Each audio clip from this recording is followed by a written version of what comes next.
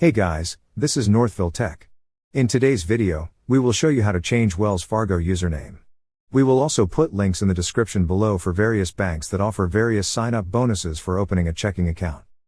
To start, open the website wellsfargo.com, then sign on with your username and password. Once you're signed in, you will see a profile icon at the upper right corner of the page. Beside it is a drop-down arrow. Click on the drop-down arrow. A drop-down list will appear. From the drop-down list, you will see an option that says My Profile. Click on My Profile. Under your Profile section, you will see an option that says Change Username. Click on Change Username.